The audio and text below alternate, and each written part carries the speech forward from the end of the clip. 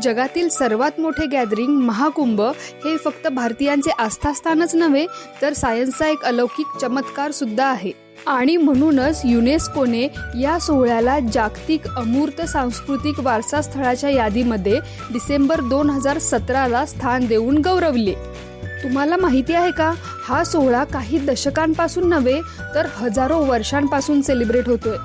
कारण याबद्दलचा उल्लेख आपल्या प्राचीन ग्रंथ ऋग्वेदमध्ये, रामायण काळातील किष्किंधा कांडमध्ये, अबुल फजलने लिहिलेल्या अकबरनामा आणि आईने अकबरीमध्ये, तसेच अजून असंख्य पौराणिक ग्रंथांमध्ये आणि लेखांमध्ये मिळतो.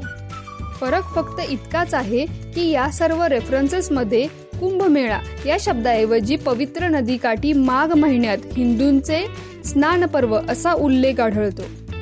कुंभमेळा 4 प्रकारचे असतात. कुंभमेळा जो 4 वर्षांनी येतो, अर्धकुंभ जो 6 वर्षांनी, पूर्णकुंभ 12 वर्षांनी, तर महाकुंभ हा 144 वर्षांनी येतो.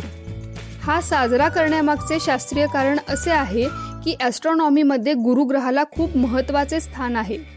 कारण गुरुग्रहाच्या गुरुत्वाकर्षण शक्तीमुळे आकाशातील खूप सारे उल्का, धूमकेतू तो स्वतःकडे खेचून घेतो आणि त्यामुळे आपली पृथ्वी नेहमी सेफ राहते. या गुरुग्रहाला सूर्याभोवती एक फेरी पूर्ण करायला जवळपास 12 वर्षे लागतात आणि म्हणूनच पूर्ण कुंभमेळा दर 12 वर्षांनी येतो. पण मला सांगा, ग्रह तारे यांची सायंटिफिक माहिती आपल्याला आता काही दशकांपासून मिळायला लागली. मग हजारो वर्षांपासून आपल्या महान संतांनी याबद्दल कसे लिहून ठेवले असेल बरं?